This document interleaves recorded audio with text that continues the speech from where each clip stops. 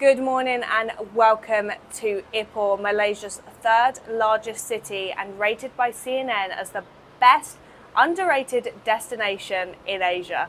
So we're so excited to see that for ourselves. We're currently standing on our balcony. You can see the awesome mountains behind us and the entire city down below. But I think it's time to stop standing on the balcony and go down and explore for ourselves. How are you?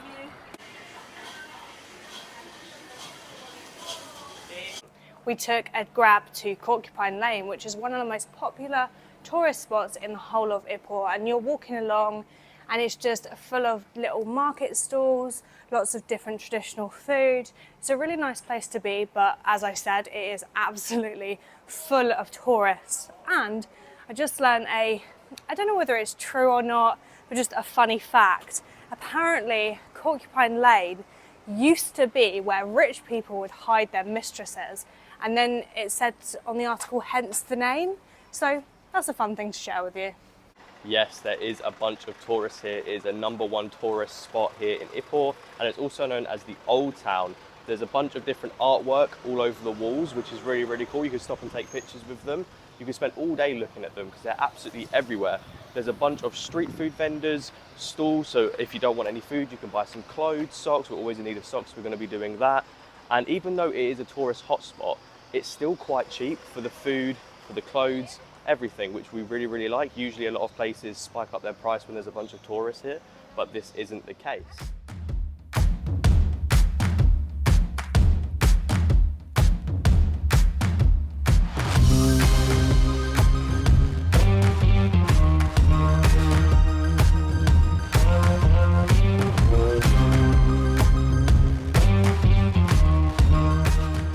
It seems that Ipoh is in all different stages of development. So you've got the real new developments, which were built maybe in 2022. And then you've got the much older buildings, which essentially are falling down or are current construction sites. Now that's kind of the street we're on right now, but you've got all of the beautiful murals where people have just painted it, and they're all like different stories. It's so beautiful. And it does make me a little bit sad that in a few years, I'm very confident that a lot of these buildings will be turned into newer developments and you won't really be able to see the authentic Ipoh anymore. If Kalimantan, there's a Chinese town there, and of course We have come to a pomelo shop and farm because we have heard this is the best place to try the pomelo fruit in the whole of possibly Malaysia, but definitely in Ipoh. And apparently, some of the trees are as old as 50 years old, and this shop has been operating for over 20 years. So we're so excited to try our first taste of pomelo fruit.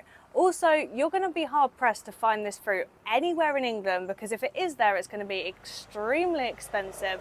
But this is a very, very popular fruit in Southeast Asia. Behind, you can just follow the walking track and arrow. Just go around the farm, take around 5 to 10 minutes. Thank you very much. So all the trees there is around 60 to 70 years old. Oh, amazing. Still Okay. can bear fruits. Yeah, you can take pictures but do pluck window. Okay, no yeah, problem. You want to choose then later here. Okay. So after one round, inside this house got the big tortoise also can have a look. Okay, Yeah? thank you.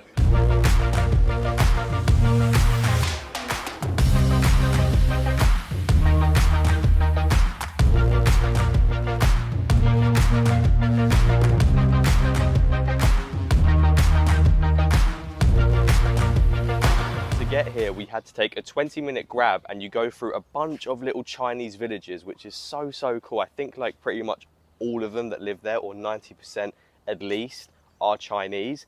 And I've asked the grab driver to stay there and we'll give him extra money and then take us back because it's pretty much impossible to try and find a grab back. So just keep that in mind when coming here. But this is absolutely amazing. Nobody else is here. And I'm pretty sure he said you could just go around and grab whatever one you want, which again, is really, really cool. We're not quite sure about the price, but whatever it is, we'll pay it. Hopefully it's not too much because we haven't got a lot of cash on us, but I'm really excited about this. From flower until you can pluck ripe, you Okay. have to wait for 6 months. Amazing.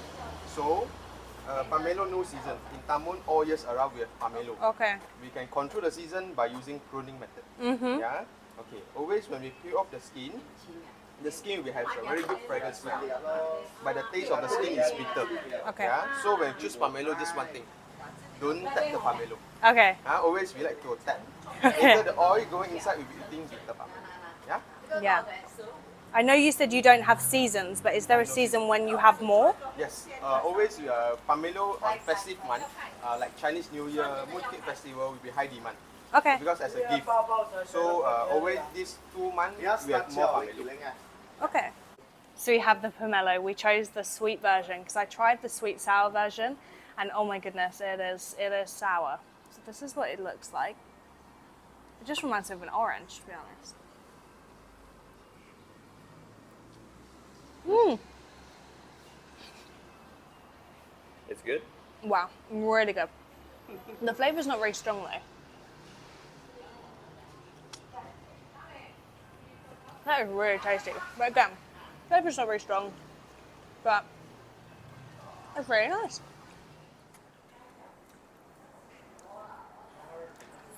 So that person we was eating with was our Grab driver, and we insisted that he came and ate with us because he's taken us all this way and he's waiting for us. So that's the least we can do.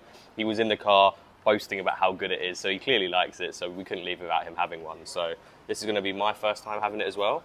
Yeah, it does look like a massive orange. So I'm excited to see what it tastes like.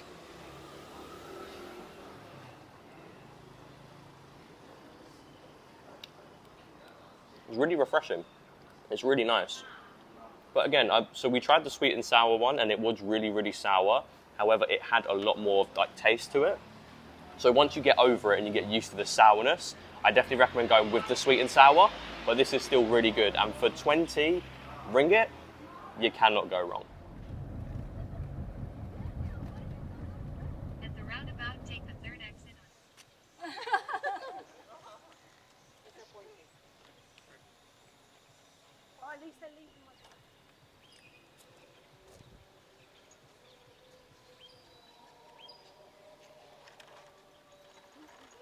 So I went to the toilet, but as soon as I got out the car, I said to Olivia, oh my God, there's monkeys here and we have food.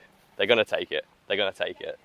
So I go to the toilet and I go out and I see Olivia fighting with the monkeys over the fruit we just bought. And she was fuming and everyone was laughing. I said, did they get it? She was like, what do you think? And yeah, luckily they left the drinks. That's all I cared about was the drinks. Thank God we got the drinks, I'm so thirsty. But yeah, they can take the fruit. And oh, and now they've eaten the cake as well. They've got our cake. So they've got everything, they're having some fun. But yeah, at least they're fed. It is what it is. We have come to the Kek Long Tong Cave Temple, which is actually translated to ultimate bliss, and it is a Buddhist temple located around 15 minutes from the centre of Ipoh. It is stunning and absolutely huge, and you actually wouldn't know it's a temple until you come right up close to it. But we're going to go inside now and check it out.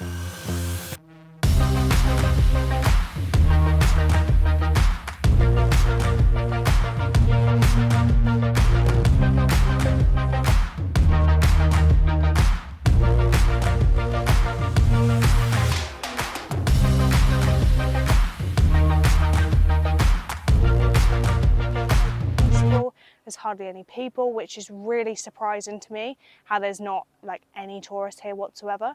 But what we were actually looking for was this footpath. And the idea is, it's meant to be very good for your feet.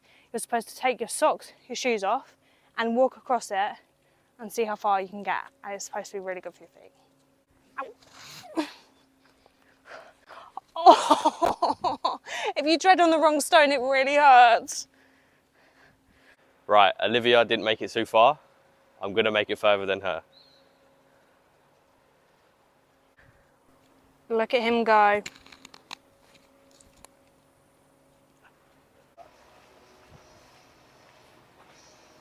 Yeah, like Olivia said, I'm not really sure how or why there's not a lot of tourists here, because it's absolutely amazing. The caves, the water, the scenery, the big statues, the fish, but most importantly, a boat ride. We've just paid $2-3 to have a boat ride here, which is absolutely crazy. And again, the best part is there's barely anyone here. So let's go on a boat.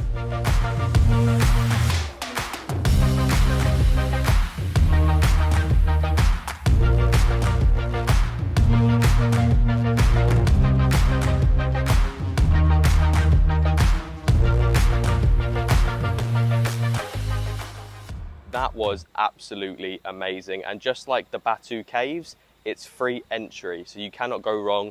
The biggest thing you have to pay for is the grab here, and again, that's like $2, so you cannot complain. For me, even though it's beautiful, the view when you get to the top is amazing. The big figures and the big Buddha statue looks incredible. It's so peaceful in there. My favorite thing about this place was the fish. There are so many koi fish here, and they look absolutely stunning. I haven't seen fish like that in England ever. I absolutely love fish. They look so cool. And if you want, you can pay to feed them, but you really don't have to because they're already to the top and you can see all of them in their glory, their colors. So yeah, that is a really nice touch and I really like that. Hello. Hello. How are you? Oh, it's nice and cool in here.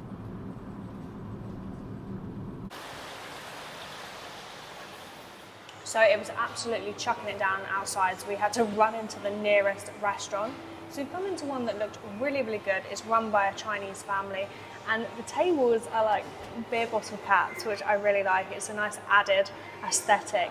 But we have gone with the traditional white coffee, which actually started in Ipoh and is the most like tried thing here. It's the thing you have to try if you're a tourist. Now, I was surprised because it actually isn't white at all, but apparently it got that name because of the milk, and also the coffee beans are special because they're roasted in margarine. So I'm going to try it now.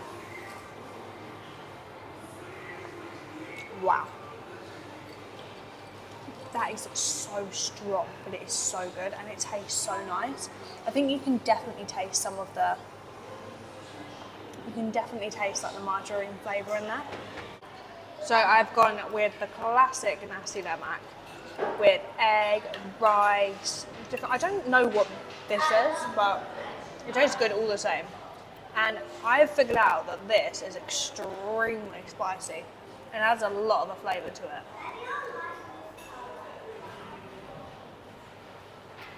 But it blows your head off. Wow. And Connor has gone with just classic chicken fried rice. You never go wrong with it. It's quite a good meal actually.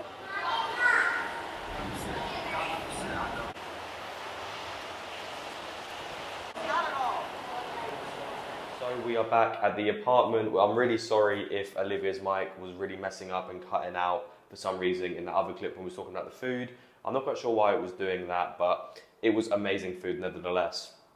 What wasn't amazing was the weather. It carried on raining, so we had to quickly get a grab and come back to the apartment. And it's already night time. We've been out all day. It's just continuously rained. So yeah, we thought we'd give you guys a room tour to end the video. This room is costing us £25 per night, which really isn't bad. It was a new accommodation on Airbnb, so we did get it at a really good price. So I'm going to show you around. We have a bed, which looks really, really nice. It's a double bed, or a bit bigger than a double bed. Really comfortable. Rate it. The shower is really, really nice as well. It's big. It obviously is a washroom, but yeah, it's absolutely amazing. We have a balcony, our own little balcony that we showed you at the start of the video. Again, you can get some really good views, especially at night when the city's lit up. It looks really, really nice.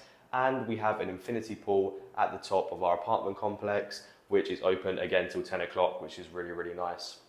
So for the money, this apartment is absolutely fantastic. We'll leave a link down below if you guys want to book it when coming to visit Ipoh. But that is going to be the end of the video. We really hope you guys enjoyed it. Please like, subscribe, turn the notification bell on, and we'll see you in the next one. Bye.